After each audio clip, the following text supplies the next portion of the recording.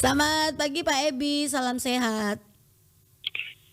Selamat pagi rekan Femi dan salam sehat juga untuk semua masyarakat Kabupaten Ende. Baik, Pak Ebi, ini ketika kita bicara terkait dengan KTP elektronik digital, mungkin masih awam nih bagi masyarakat luas. Bisa diinformasikan seperti apa KTP elektronik digital ini, Pak? Jadi gambarannya memang Kementerian Dalam Negeri dalam hal ini Dirjen Dukcapil itu terus melakukan transformasi. Ya. Transformasi ini dilakukan tentunya dengan tujuan memudahkan masyarakat. Ya. Jadi kalau kita mengikuti ada yang transformasi yang namanya TTE atau tanda tangan elektronik, ya. Jadi sudah tidak manual lagi. Kemudian ada transformasi yang dilakukan dengan cara merubah dokumen kependudukan menjadi kertas putih. Ya, jadi kalau dulu yang warna-warna, sekarang sudah menggunakan kertas putih. Dan yang terakhir ini adalah transformasi dalam hal identitas digital, ya, atau orang bilang KTPL digital. Ini yang terakhir. Jadi memang identitas digital ini atau KTPL digital ini sebenarnya pemindahan saja, ya, pemindahan KTP dari yang sekarang itu dalam bentuk kartu atau belangko ke smartphone, ya, ke smartphone. Jadi ini dari pengertian daripada KTP digital, ya. Kalau KTP manual itu kita menggunakan belangko, nah KTP digital ini sudah tidak menggunakan belangko lagi, ya, tapi dia menggunakan smartphone. Jadi seperti itu pengertian dari kartu identitas digital, kartu identitas kependudukan digital. Baik. Seperti Jadi itu. kemana-mana tidak perlu bawa belangko itu, kertas itu, fisik itu nih Pak Ebi ya, tapi ada di dalam smartphone kita. Iya, betul sekali. Jadi semua identitas kependudukan digital kita sudah di smartphone. Jadi kita tidak, kalau ini sudah diberlakukan secara nasional, kita tidak perlu bawa lagi yang belangko itu, yang tercetak itu, tidak perlu lagi. Baik. Seperti itu. Baik. Nah, ketika sudah diberlakukan KTP elektronik digital ini, apakah KTP analog ini atau dalam bentuk fisik manual ini masih digunakan atau tidak digunakan sama sekali? Sudah berganti dengan seutuhnya nih Pak Ebi? Tetap digunakan, ya. Jadi bukan berarti ada KTP digital kemudian yang analog itu tidak digunakan. Jadi ada persyaratan, ya, ada persyaratan untuk menggunakan KTP digital, ya. Tentunya yang pertama memiliki smartphone Android, ya. Memiliki smartphone. Kemudian tentunya ada akses internet, ya. Jadi tanpa smartphone dan akses internet itu kita tidak bisa menggunakan KTP digital, ya. Jadi bagi masyarakat yang tidak memiliki smartphone tetap masih bisa menggunakan KTP yang manual itu, yang analog, ya. Jadi tidak serta-merta tidak berlaku, tidak seperti itu, ya. Dan tujuan KTP digital ini sebenarnya memudahkan dan penghematan, ya. Kalau belangko itu kita harus mengadakan belangko, kemudian mengadakan tinta untuk cetak. Nah, dengan smartphone ini tidak perlu lagi, ya, jadi hanya tinggal menginstal dan menggunakan. Seperti itu. Lebih efisien dan efektif juga nih Pak Ebi ya? Iya, karena ada beberapa perbedaan KTP manual dengan KTP digital, ya. Perbedaan pertama itu dari sisi bentuk. Dari sisi bentuk, kalau KTP yang sekarang ini kita gunakan dia kartu, ya, sedangkan KTP digital itu dia ada di aplikasi di dalam smartphone, ya. Kemudian perbedaan berikut dari sisi penerbitannya. Kalau KTP biasa itu dicetak, ya. Kalau KTP elektronik diinstal, ya. Itu perbedaannya. Kemudian lokasi penyimpanan juga berbeda, ya. Kalau KTP manual kita biasa bawa taruh di dompet, ya. dibawa kemana-mana, sementara KTP digital disimpan di dalam smartphone. Ya. Kemudian dari perbedaan dari sisi akses, KTP digital itu, KTP manual bisa langsung dilihat, jadi dikeluarkan dari dompet langsung dilihat. Sedangkan KTP digital itu harus menggunakan smartphone dan ada data, paket datanya atau ada akses internetnya supaya kita bisa melihat. Ya. Kemudian dari sisi kemudahan tentunya KTP digital itu lebih mudah, ya, karena bisa dibawa. Smartphone ini kita bawa kemana-mana dan bisa diakses selagi masih ada jaringan internet. Ya. Jadi tidak perlu lagi ada kekhawatiran KTP hilang, tidak perlu lagi. Tidak perlu khawatir karena KTP itu ada terinstall di dalam smartphone. Oke. Seperti itu. Baik, jadi yang perlu ditakutkan atau yang menjadi kewaspadaan adalah jangan sampai smartphone-nya hilang nih Pak Ebi ya. Betul sekali. Oke. Kalau smartphone hilang, tinggal install lagi. Kalau sudah dapat smartphone baru, tinggal diinstal kembali. Oke. Diinstal kembali, diregistrasi, sudah bisa digunakan. Baik. Nah ini syaratnya apa saja nih Pak Ebi untuk membuat KTP elektronik digital? Ini berarti gratis ya Pak ya? Tidak ada biayanya ya? Betul. Jadi semua pelayanan admin sesuai dengan Undang-Undang Nomor 24 tentang administrasi kependudukan itu gratis, ya itu gratis.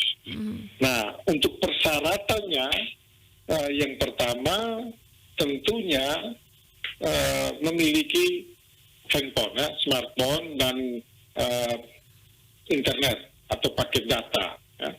Kemudian yang kedua NIK, ya, atau nomor induk kependudukan. Kemudian yang ketiga email, kemudian nomor handphone. Itu saja persyaratan. Ya. Jadi tidak sulit-sulit amat. Ya. Oke. Intinya bahwa memiliki smartphone dulu, kemudian NIK, email dan nomor handphone. Baik. Nah Seperti ini itu. aplikasinya di mana nih Pak Ebi untuk penginstalan untuk mendapatkan KTP elektronik digital ini? Jadi Kementerian Dalam Negeri dalam hal ini Dirjen Dukcapil sudah mempublish aplikasi ini di dalam Play Store. Ya. Jadi kalau masyarakat mau hanya melihat-lihat saja, mau uji coba, itu bisa mengakses Play Store dengan kata kunci identitas kependudukan, ya, identitas kependudukan digital. Ya, itu nanti tinggal diinstal secara gratis. Ya. Nah, ada alurnya. Ya, setelah kita mengunduh aplikasi di Play Store, kita menginstal. Ya. Setelah terinstal, kita akan melakukan registrasi. Ya. Registrasi itu kita akan menginput NIK, email, dan nomor handphone. Ya. Setelah ini terinput, step berikutnya aplikasi akan meminta kita foto diri sendiri, jadi seperti selfie begitulah, seperti itu. Nah setelah difoto, kemudian diminta untuk scan, aplikasi akan minta scan QR-nya ke sistem siap, ya, ke sistem siap. Ketika handphone ini sudah di-scan dengan siap, ya, sudah di-scanning dengan siap, nanti aplikasi akan mengirim pesan ke email yang kita input tadi. Ya. Pesan itu berisikan untuk pengaktifan aplikasi ini. Ya. Jadi pengaktifkan melalui email. Sekaligus ada PIN untuk mengakses. Ya. PIN pertama mengakses. Kalau sudah diaktifkan, tinggal kita buka aplikasinya, masukkan PIN yang dikirim ke email, maka aplikasi itu sudah bisa digunakan. Ya? Ya, Okay. ya seperti itu. Baik. Nah ini kemarin, ya. Jadi sekarang ini uji cobanya, jadi uji coba Kementerian Dalam Negeri dan dalam hal Dirjen Dukcapil itu melakukan uji coba secara bertahap. Ya. Uji coba pertama dilakukan oleh lingkungan Dirjen Dukcapil. Uji coba kedua dilakukan melalui seluruh ASN yang ada di Dinas Kependudukan dan Pencatatan Sipil seluruh Indonesia. ya, uji coba kedua. Uji coba ketiga itu di kalangan ASN nanti, ya. Kemudian uji coba keempat nanti di kalangan akademisi, ya, atau universitas, ya, baru masyarakat. Jadi dia bertahap. Okay. Nah, kemarin itu kami sudah melakukan uji coba awal itu terhadap seluruh Bapak Bupati, Bapak Wakil, Bapak Sekda, seluruh eselon 2. Ya. Kemudian di hari yang berikutnya kami melakukan uji coba untuk 30 anggota DPRD Kabupaten ND. Ya. Dan rencana nanti di 17 Agustus ini sebagai kado istimewa karena hari ulang tahun ke-77, nanti kami akan menguji cobakan kepada ASN sebanyak 77, mungkin juga dengan masyarakat, ya. Kalau diizinkan oleh kementerian, kami juga akan melakukan ke 77 masyarakat yang kita merayakan 17 Agustus ini. Jadi seperti itu. Oke, jadi memang untuk di ND sendiri baru sampai di tahap Pak Bupati, jajarannya dan juga di anggota legislatif nih Pak Ebi, ya. Betul sekali. Betul sekali. Dan nanti masyarakat bersabar dulu nih. Sekarang boleh lihat-lihat di aplikasinya. Nanti akan diuji cobakan nih sesuai dengan tahapan waktu yang disiapkan nih Pak Ebi, ya. Iya. Mudah-mudahan di triwulan keempat, ya, di tahun ini sudah bisa diuji cobakan untuk masyarakat. Jadi kita bertahap. Kenapa uji coba? Hanya mau lihat feedbacknya, kira-kira aplikasi ini ada bermasalah apa tidak, ya. Jadi itu maksud dari Dirjen Dukcapil untuk melihat apakah ada aplikasi ini bermasalah. Kalau bermasalah langsung dibenahi sebelum launching secara resmi secara nasional, ya. Seperti itu. Ini kapan rencana diresmikan secara nasional nih Pak Ebi launchingnya untuk penggunaan? Belum ada informasi, tapi mungkin di akhir tahun, ya, mungkin di akhir tahun. Jadi kita juga belum dapat rilis resmi, tapi uji coba dipersilakan, ya, dipersilakan secara bertahap tadi. Ya. Tetapi perlu masyarakat ketahui bahwa perekaman manual tetap, ya, perekaman manual itu tetap dilakukan. Jadi bukan berarti langsung aplikasi kemudian kita belum melakukan perekaman otomatis langsung memiliki KTP, tidak. Ya. Tetap melakukan perekaman, nanti data perekaman itu yang bisa diakses oleh aplikasi, ya, data siak itu yang bisa diakses oleh aplikasi tentunya dengan cara menggunakan smartphone, menginstal aplikasi, melakukan registrasi, jadi seperti itu. Dan ada kemudahan-kemudahan di dalam aplikasi identitas kependudukan digital ini, ya.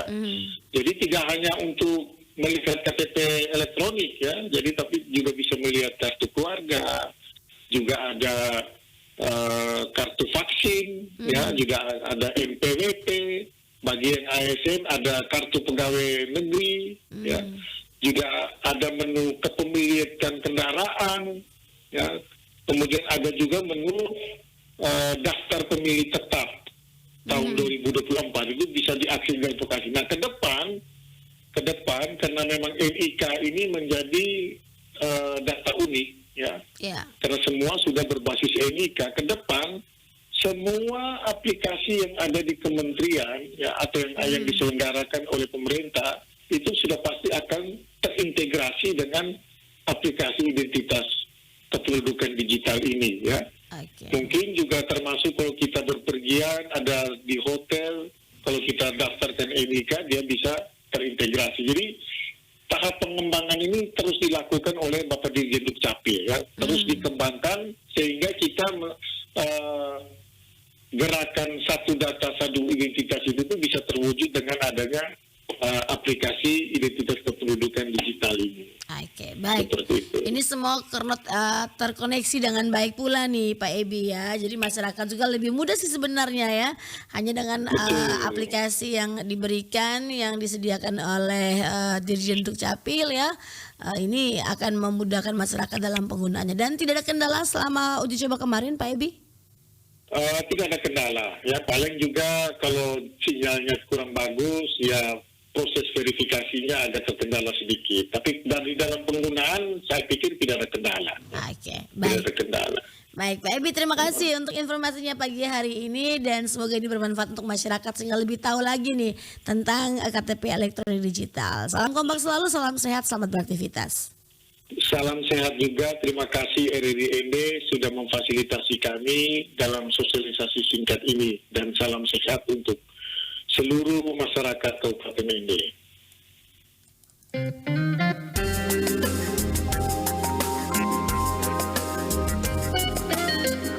Pro 1, Kanal Inspirasi.